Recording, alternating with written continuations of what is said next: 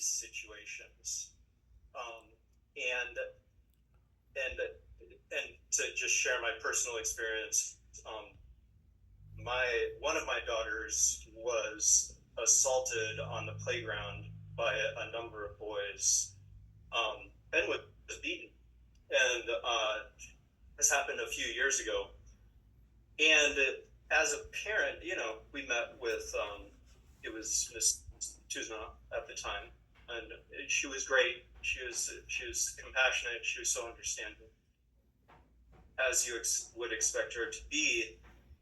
But she could never share the names of the boys who did that with me. She also could not share the punishment that was given to those boys. She gave us hints of what the punishment was, but she wasn't really able to share the punishment. And so I was left to walk away from that situation, just trusting that the administration had my back. And I did, because it was Miss Tuzna, right? And I trusted that the right punishment was given out, and that those boys would be deterred from doing a similar thing in the future. One of the things that jumped out at me in these policies is and in the document bullying prohibition on page 7, it would be Roman numeral 4, or at the end of the paragraph. It reads, disciplinary consequences will be sufficiently severe to deter violations and to appropriately discipline the individuals who have engaged in the prohibited conduct. That read very hollow to me, given my experience. How can a punishment deter others from doing the same thing if no one knows what the punishment is? If no one even knows who was punished? And I feel like we're in kind of a bind here as an organization because of privacy constraints. Like, I'm sure there was a punishment that was given out to the bullies in the case of Charlie, but we're not going to know that, nor are their peers necessarily going to know that, so they won't be deterred in the future, is the way I view it.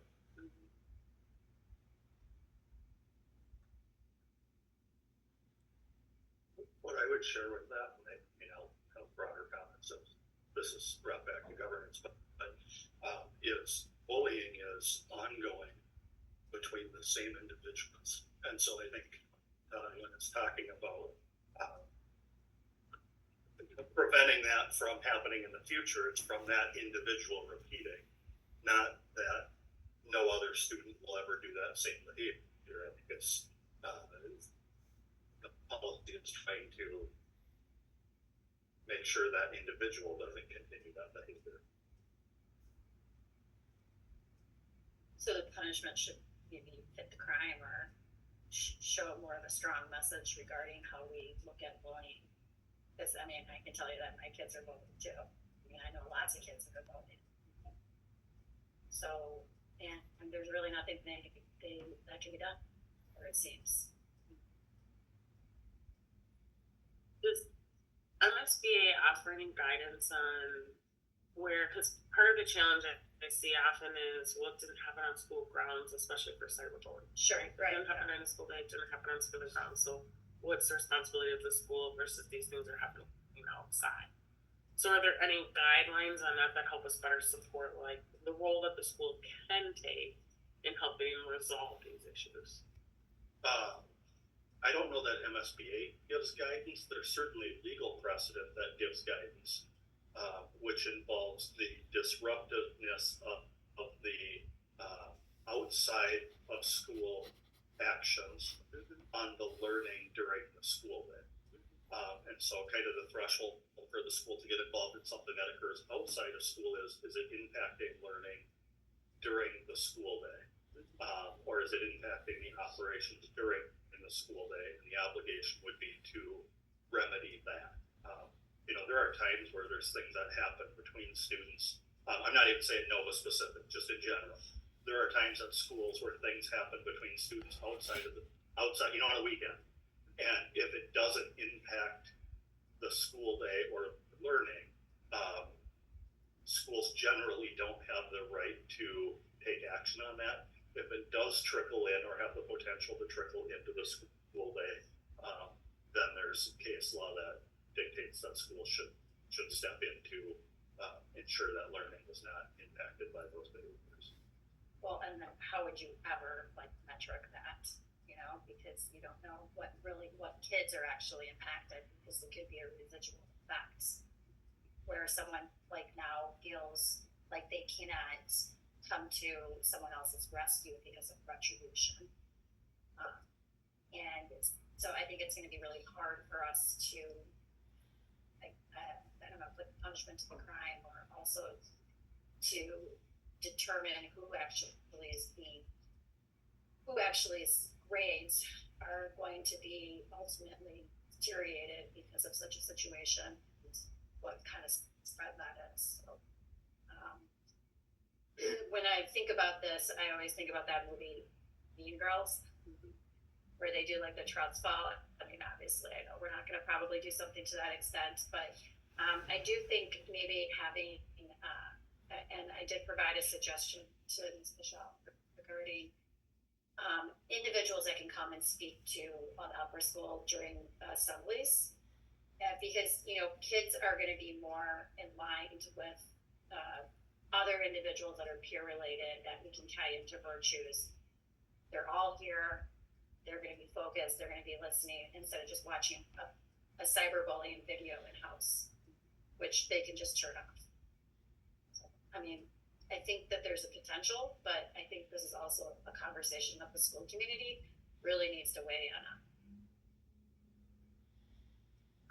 The other thing along those lines I've been wondering about is like restorative practices. So are there restorative practices that we could include in the processes that help address the issue, right? So it may not be able to disclose exactly who got what punishment, what that could be, but is there a restorative practice that can work on that development of that relationship and what that is in the harm to the community?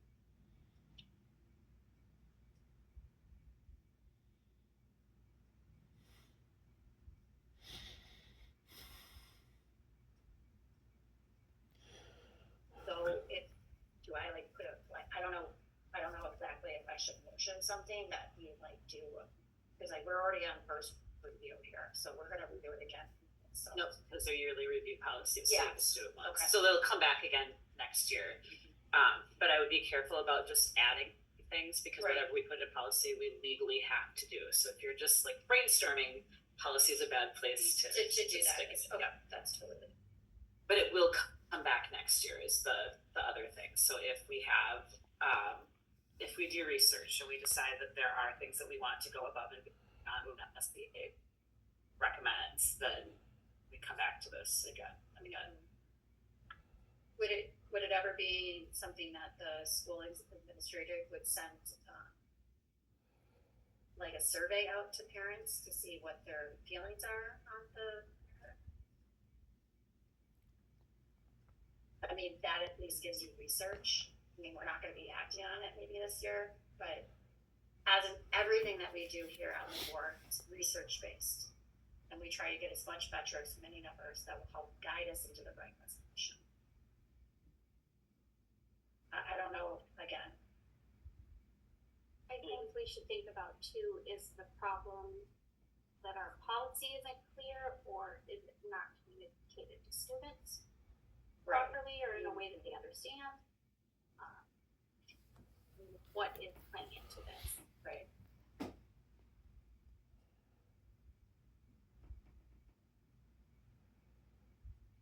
Were there any pieces in this policy? Can you clarify for us, Becky, is it pink versus the yellow? Oh, I forgot I was trying to delete a comment and I think I just didn't do it. So, Okay.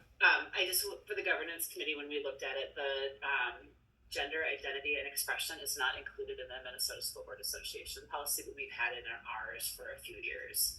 And I always like to highlight where we're different, because it's not that we're going out on a limb, but that it's nice to have had numerous eyes on it, on policies from the Minnesota School Board Association. So I just always want to be thoughtful when we've added something. So I apologize for that. No, which is fine. I just wanted to make sure that Yep. wasn't an indication of No. So I guess for tonight, I would think the action would be: are there pieces in this policy that you don't think read consistently that you would like to give that feedback to the governance committee about?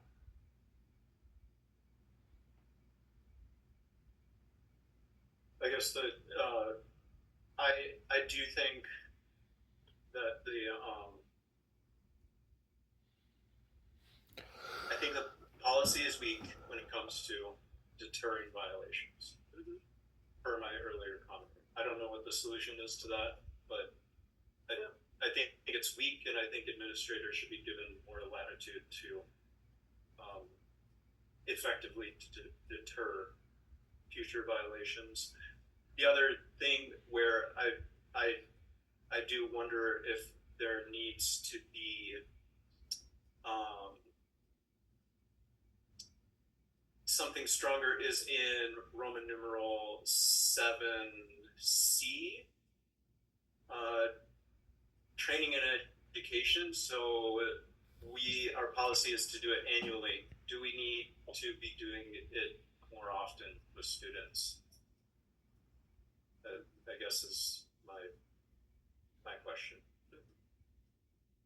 And I don't know what training looks like today. I don't know how effective it is, but Right, so if there's an individual that was seen, that's maybe a repeat offender, and, policy might they just be suspended for a day or two, but that person's still there, but maybe we're not providing additional training for the individual that might be a repeat offender. And but I don't know if there's like an online course or where, they can be, I just don't know, because I'm not like an administrator, and I know probably talking.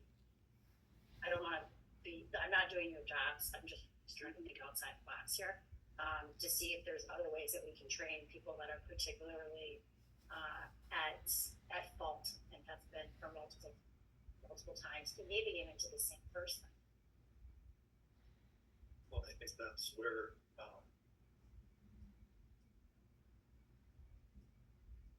so you have two policies sitting simultaneously. Well, depending on the specific bullying scenario you are good reference, you might have 4 or 5 policies sitting next to each other that are applicable.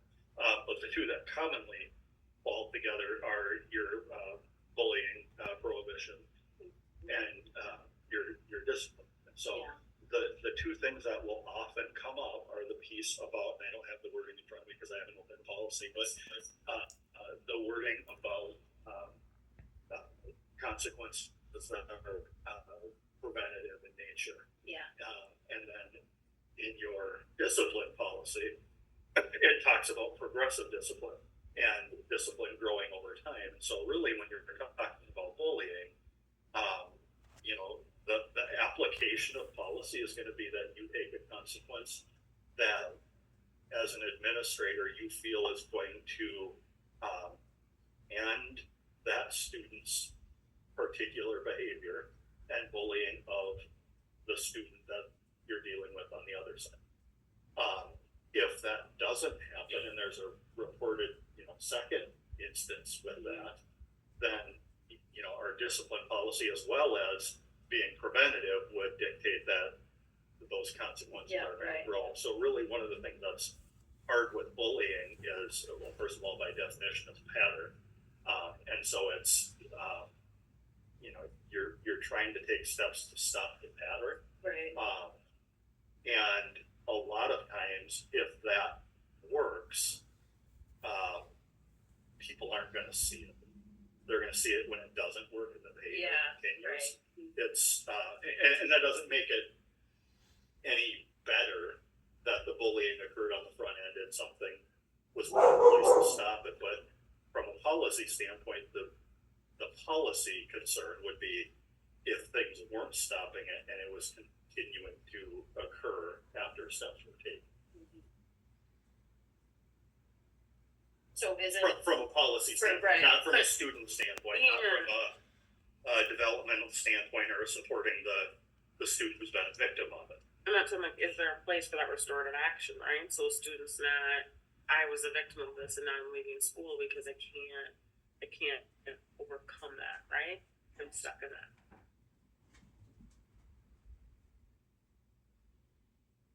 I think what I'm hearing is we don't have any motions to change or modify this in this moment right now, right? We don't have language to make that motion is what we need to be doing. So I think this might be an area where we could have potentially a future training on or further discussion on and have more preparation for our administrative team to have that engage in that. Are there any other pieces of feedback for other items on the consent agenda?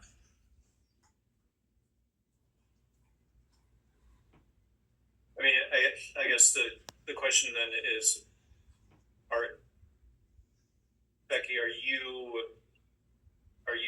taking some of this discussion back to the governance committee then to modify this document? Not at this time, no.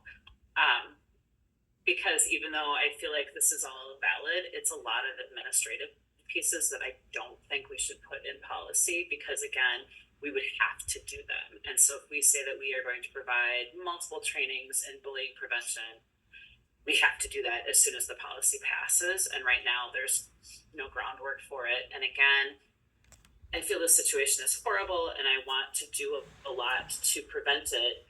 But I want to be careful about using the policy as the lever that we pull because I don't think that we're reacting from a research base. I think we're reacting from like an emotional piece, and that doesn't make it less legitimate, but it means that we have to take a step back and be thoughtful before we modify policies. So it does continuously come up in governance when we look at these policies and compare it to what the Minnesota School Board Association recommends versus what NOVA wants to do. And so I can make a note on my tracker sheet that we can work closely with administration and see if there are other pieces that we want to put in there. But again, to do it carefully and thoughtfully and not just because we want it to stop, which we do, Yeah, right. but that this is maybe not the right time to I think there put it in there. really needs to be a community conversation that's happening at homes. You know, it's not going to be solved just by an administrator giving a discipline to a student. That's fine. I agree with that on the one hand. On the other hand, I think then we leave this meeting as a board having done nothing. Nothing. Yeah. Yep. That doesn't feel very good. Is there any way we could send out, like, try to get some more information?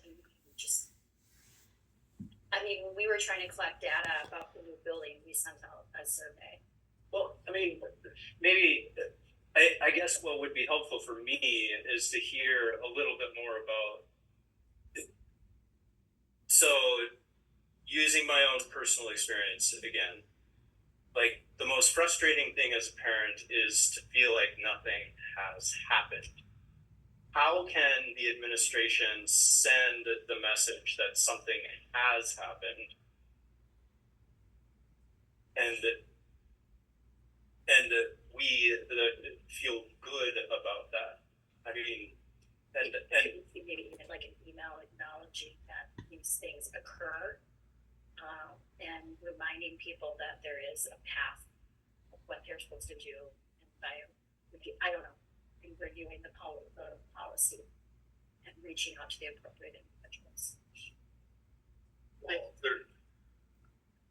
I can echo your frustration, Todd. One of the most frustrating things as an administrator, and I'll say this for the principals because they're not going to speak right now, is when you get in these situations and you're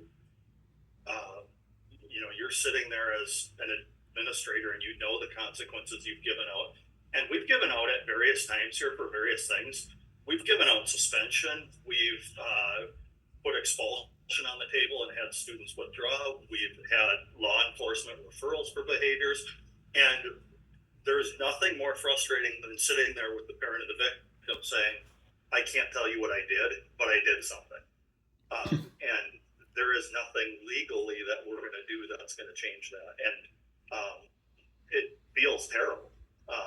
Certainly for the administrator, and I'm sure for the family as well. But your only other option would be to give out private student data, which just is not a path we're going to go down.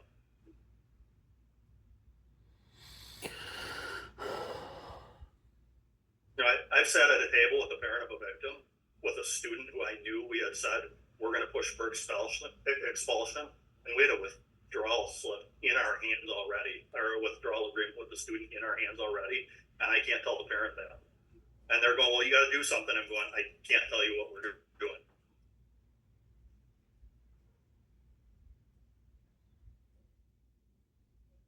I mean, you hear your frustration, and I feel like it's not a lack of action. Even having a discussion about this and awareness of this, right? Thinking about what does this look like over the next year when this comes back up to us is really our task. It can't always be solved right in a 20-minute discussion, right?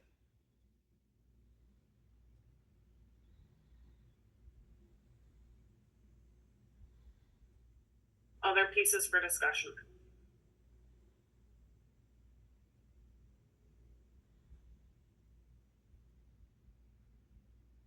Other items on the consent agenda for discussion.